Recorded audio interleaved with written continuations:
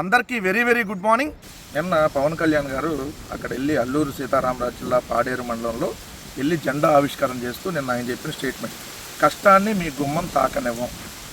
అంటే ఆంధ్రప్రదేశ్ రాష్ట్రంలో గిరిజనుల కష్టాలని వాళ్ళ గుమ్మాలను తాకనీడంట. మొత్తం ఇళ్ళ లోపలికి వచ్చేసింది కష్టాలు, గుమ్మం లోపలికి వచ్చింది. గుమ్మం బయట తాకనివ్వటం కాదు. గిరిజనుల కష్టాలు ఈరోజు చెప్పుకుంటే వర్ణాతీతం. అంత దారుణమైనటువంటి కష్టాలు ఈరోజు గిరిజనులు ఈ 21 నెలల కాలంలో మీ కూటమి ప్రభుత్వంలో అనుభవించారు. కానీ మీరు ఇచ్చేటటువంటి స్టేట్మెంట్ చూడండి, మీరు ఓట్లు వేశారా లేదా అన్నది చూడలేదు, పార్టీ చూడలేదు, మీ అందరినీ మా అన్నదమ్ములు ఆడపడుచులాగా చూసాం. మీరు బాగుండాలి, సమస్యలతో మీరు ఇబ్బంది పడకూడదు, మీకోసం పనిచేయడానికి, మీ కష్టాలు తీర్చడానికి కూటమి ప్రభుత్వం ఉంది. ఏం కష్టాలు తీర్చారు మీరు గిరిజనుల కష్టాలు? గిరిజనులకి అంతకుముందు జగన్మోహన్ రెడ్డి గారి ప్రభుత్వం ఉన్నప్పుడు ఇంటింటికి వైద్య సేవలు అందింది, ఇంటింటికి వాలంటీర్ వెళ్ళారు, ఇంటింటికి రేషన్ అందింది.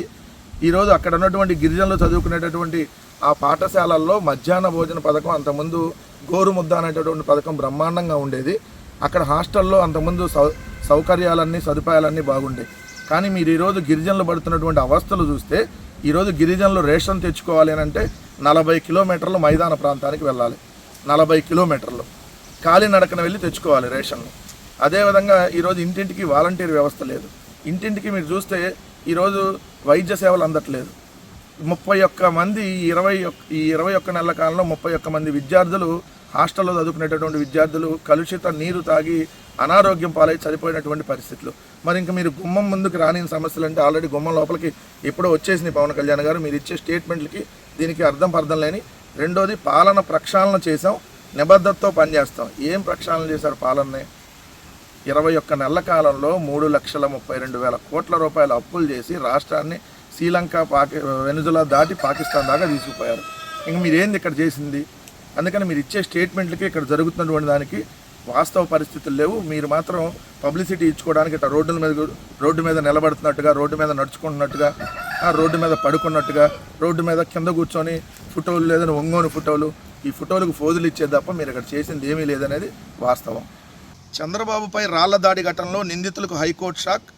4గురికి నందిగామ మేజిస్ట్రేట్ ఇచ్చిన బెయిల్ రద్దు, వారంలో సంబంధిత కోర్టులో లొంగిపోవాలని ఆదేశం. వైకాపా నేతలు మొండితోక సోదరులు తదితరులకు షరతులతో ముందస్తు బెయిల్ ఇచ్చారని చెప్పి వార్త. ఎన్టీఆర్ జిల్లా నందిగామలో ఏదైతే చంద్రబాబు నాయుడు గారు 2022 నవంబర్ 4న బాదుడే అనే కార్యక్రమానికి వచ్చారు. దాంట్లో అంటే ఆయన మీద హత్యాయత్నం చేశారని ఓ తప్పుడు కేసు. ఎక్కడ రాళ్ళు తగిలినాయి చంద్రబాబు నాయుడు గారికి? ఎవరు వేశారు రాళ్ళు? ఆ రోజు జరిగినటువంటి కార్యక్రమంలో పూలు చల్లుతుంటే ఆ పూలలోంచి చిన్న రాయి ఏదో పడిందంట. ఆ పూలల్లో చిన్న రాయి ఉంటే దానికి వైఎస్ఆర్ కాంగ్రెస్ పార్టీ నాయకులకి ఏం సంబంధం? అప్పుడు ఎమ్మెల్యేగా ఉన్నటువంటి మొండితోక జగన్మోహన్ రావు గారిని, ఏదైతే ఎమ్మెల్సీగా ఉన్నటువంటి మొండితోక అరుణ్ గారిని అక్రమంగా ఇరికిచ్చి అరెస్ట్ చేయాలనేటువంటి ఒక కుట్రలో భాగంగా పెట్టినటువంటి తప్పుడు కేసు. సాతే వాళ్ళకి షరతులతో కూడినటువంటి బెయిల్ మంజూరు చేసింది. సో దానికి సంబంధించి ఇప్పుడు నిన్న జరిగినటువంటి దాంట్లో హైకోర్టు షరతులతో వాళ్ళకి ఆల్రెడీ బెయిల్ మంజూరు చేసింది.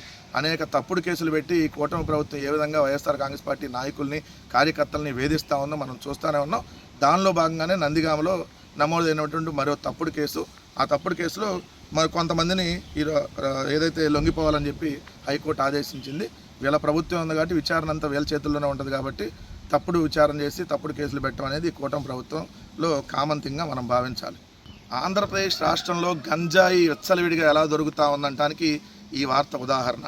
ఆంధ్రజ్యోతి, కందుకూరు, ఆటోను ఢీకొట్టిన గంజాయి ముఠా కారు, 2 కూలీలు దుర్మరణం, మృతులిద్దరూ అన్నదమ్ములు, కారు గంజాయి బ్యాగులు వదిలేసి స్మగ్లర్లు పరారు.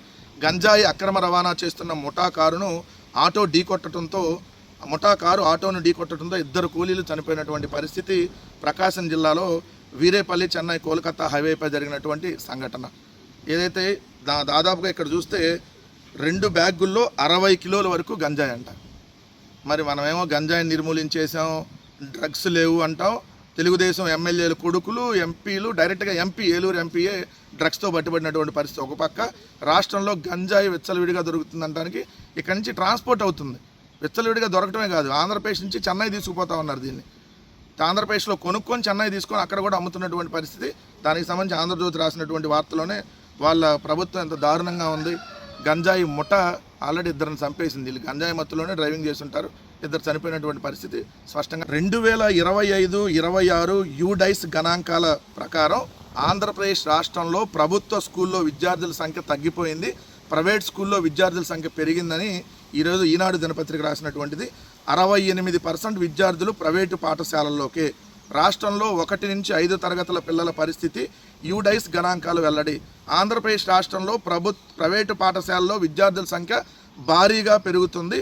ప్రభుత్వ స్కూల్లో విద్యార్థుల సంఖ్య భారీగా తగ్గుతుంది. 1వ తరగతి నుంచి 5వ తరగతి విద్యార్థులు ఏకంగా 68% ప్రైవేట్ స్కూల్లో చదువుతున్నారంట. అంటే ఈరోజు ఆంధ్రప్రదేశ్ రాష్ట్రంలో 100కి 68% ప్రైవేట్ స్కూల్లో చదువుతున్నారు. అంతకుముందు జగన్మోహన్ రెడ్డి గారు ప్రభుత్వం ఉన్నప్పుడు ప్రభుత్వ పాఠశాలల్లో మన ప్రభుత్వ స్కూల్స్లో గేటు బయట మనకు బ్యానర్లు కనపడే నో అడ్మిషన్స్, ఈ బడిలో సీట్లు ఖాళీ లేవని చెప్పి. కానీ ఈరోజు ప్రభుత్వ స్కూల్లో ఖాళీగా ఉంటున్నాయి, అందరూ ప్రైవేట్ స్కూల్కి వెళ్తున్నారని కేంద్ర గణాంకాల ప్రకారం మొత్తం చూస్తే 1 నుంచి 5 తరగతుల వరకు 42,25,256 మంది విద్యార్థులుంటే వారిలో 33,67,150 మంది అంటే 68% ప్రైవేటు పాఠశాలలో చదువుకుంటా ఉన్నారు. ఏకీకృత జిల్లా పాఠశాలల విద్యా సమాచారం యూడైస్ గణాంకాల ప్రకారం 1వ తరగతిలో మొత్తం 6,23,000 మంది ఏదైతే స్టూడెంట్స్ ఉంటే దాంట్లో 4,40,000 మంది అంటే 70.63% మంది ప్రైవేటు పాఠశాలలో చదువుతున్నారు. దీన్ని బట్టి ప్రభుత్వ పాఠశాలలో కేవలం 1వ తరగతి చదువుతున్న వాళ్ళు 1,83,000 మంది మాత్రమే ఉన్నారు. ప్రైవేటు పాఠశాలలో చదువుతున్న వాళ్ళు 4,40,000 మంది 1వ తరగతిలో ఉంటే ప్రభుత్వ స్కూల్లో చదివే వాళ్ళు కేవలం 1,83,000 మంది మాత్రమే ఉన్నారు. అంటే విద్యాశాఖ అంత భ్రష్టు పట్టిపోయింది.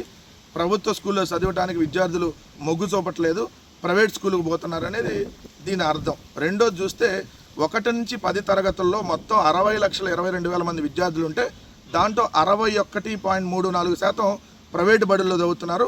కొత్తగా పాఠశాలలో చేరుతున్న చిన్నారులు ఎక్కువగా ప్రైవేటు వైపు మొగ్గు చూపుతున్నారని స్పష్టమవుతుంది. 1 నుంచి ఇంటర్మీడియట్ వరకు చూసుకుంటే 76,35,000 మంది విద్యార్థులు ఉంటే కేవలం 26.83% మాత్రమే ప్రభుత్వ దాంట్లో చదువుతున్నారంట. అంటే దాదాపుగా 74% ప్రైవేట్లు స్కూల్లో ఈరోజు చదువుతున్నటువంటి పరిస్థితి. మన గొప్ప విద్యాశాఖ మంత్రి ఎవరంటే మన సకల శాఖల విధ్వంస మంత్రి నారా లోకేష్ గారు.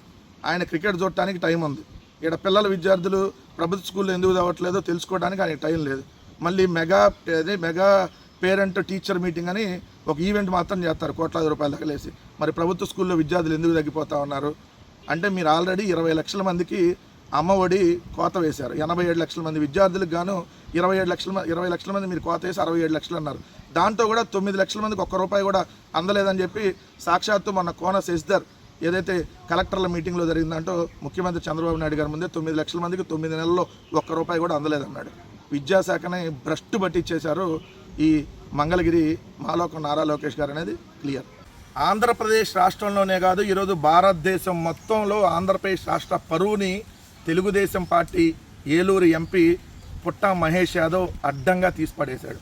సభ్య సమాజం తలదించుకునేలాగా ఒక ఎంపీ డైరెక్ట్గా డ్రగ్స్ తీసుకొని దొరికిపోవటం, డ్రగ్స్ పార్టీ పెట్టడం, డ్రగ్స్కు సంబంధించినటువంటి ఒక గ్యాంగ్ని మెయింటైన్ చేయటం, ఏదైతే అక్కడ ఆ దాడులు జరపడానికి వచ్చినటువంటి పోలీసుల మీదే కాల్పులు జరిపినటువంటి పరిస్థితి ఎటుపోతా ఉంది ఈరోజు రాష్ట్రం. మొన్నటికి మొన్న తెలుగుదేశం పార్టీ కూటమి ఎమ్మెల్యే ఆదినారాయణ రెడ్డి కొడుకు స్వయంగా డ్రగ్స్ తీసుకుంటూ హైదరాబాద్లో పట్టుబడినటువంటి పరిస్థితి. ఈరోజు కూడా ఇది జరిగింది హైదరాబాద్లోనే. అంటే ఆంధ్రప్రదేశ్ రాష్ట్రంలో కూడా వీళ్ళు డ్రగ్స్ తీసుకొని డ్రగ్స్ వ్యాపారం చేస్తూ డ్రగ్స్ పార్టీలు నిర్వహిస్తున్న ఆంధ్రప్రదేశ్ రాష్ట్రంలో పోలీసులు పట్టుకోవట్లేదు. ఇక్కడ పోలీసులు అనే కంటే దీనికి ఈగల్ టీం అని ఒకటి ఉంది. తెలంగాణలో పట్టుకుంది కూడా ఈగల్ టీమే, ఆంధ్రప్రదేశ్ రాష్ట్రంలో పట్టుకుంది కూడా, ఆంధ్రప్రదేశ్ రాష్ట్రంలో పట్టుకోకుండా ఉంది కూడా ఇదే ఈగల్ టీం. తెలంగాణలోనేమో ఈగల్ టీం మొన్న ఆదినారాయణ రెడ్డి కొడుకును పట్టుకుంది, ఈరోజు ఏలూరు తెలుగుదేశం పార్టీ ఎంపీ పుట్టా మహేష్ యాదవ్ని పట్టుకుంది. మరి ఆంధ్రప్రదేశ్లో ఎందుకు పట్టుకోవట్లే ఈ ఈగల్ టీము ఇక్కడ ఈగలు తోలుకుంటా ఉన్నారు. తెలుగుదేశం పార్టీ నాయకులు డ్రగ్స్ తీసుకుంటా ఉంటే అక్కడికి వెళ్ళి వాళ్ళ దగ్గరికి ఏమైనా ఈగలు వస్తే ఆ ఈగలు తోలుతున్నారు ఈగల్ టీం వాళ్ళు. అక్కడేమో ఈగల్, ఇక్కడేమో ఈగలు తోలుకుంటూ ఉన్నారు. సిగ్గుండాలి ఈగల్ టీంకి, ఆంధ్రప్రదేశ్ రాష్ట్ర ఈగల్ టీంకి, ఈ కూటమి ప్రభుత్వానికి. డైరెక్ట్గా తెలుగుదేశం పార్టీ ఎంపీ ఎమ్మెల్యే కొడుకులు డైరెక్ట్గా డ్రగ్స్ తీసుకొని పట్టుకున్నటువంటి పరిస్థితి. కేవలం నెల రోజుల్లోనే 2 సంఘటనలు తెలంగాణలో ఏదైతే జరిగినటువంటి సంఘటన. కానీ ఈ పత్రికలు దాన్ని కవర్ చేయడానికి పురిటి నొప్పులు పడ్డాయి. ఈనాడు కిరణ్ తెల్లార్లు పురిటి నొప్పులు పడ్డాడు, నరక యాత్ర అనుభవించాడు. పెట్టినటువంటి అడ్డింగ్ చూడండి. తెలంగాణ మాజీ ఎమ్మెల్యే రోహిత్ రెడ్డి ఫామ్ హౌస్లో కలకలం, డ్రగ్స్ పార్టీ సమాచారంతో ఈగల్ తనిఖీలు, కాల్పులు జరిపిన కారు డ్రైవర్, పార్టీలో ఏపీ ప్రజాప్రతినిధి. ఎవడి ఏపీ ప్రజాప్రతినిధి? వీడికి ముక్కు మొహం నోరు ఏమి లేవా? ఈ పార్టీ లేదా? ఇదే వార్త? కడుపుకు అన్నం తింటున్నావా కిరణ్, గడ్డి తింటున్నావా? మీరు అందుకనే చంద్రబాబు నాయుడు గారి కోసం రాజకీయ వ్యభిచారం చేస్తున్నారంటానికి ఇదే నిదర్శనం. ఇంకో పత్రిక వచ్చేటప్పటికి ఆంధ్రజ్యోతి, టీ మాజీ ఎమ్మెల్యే ఫామ్ హౌస్లో డ్రగ్స్ పార్టీ. ఆ సమయంలో ఫామ్ హౌస్లో ఎంపీ పుట్ట, ఏలూరు ఎంపీ అని క్వశ్చన్ మార్క్ పెట్టి, అంటే ఉన్నాడో లేదో తెలియదని క్వశ్చన్ మార్కు పెట్టి, డ్రగ్స్ పరీక్షల్లో ఎంపీ పుట్టా సహా పలువురికి నెగిటివ్. ఆంధ్రజ్యోతి రాధాకృష్ణ రాత్రి దీన్ని నెగిటివ్ చేశాడు. కానీ చాలా హాట్లైన్ చర్చలు కూడా జరిగినాయని ఒక వార్త ఉంది. ఎందుకంటే అక్కడ తెలంగాణ సర్కార్ మీద ఒత్తిడి తెచ్చారు.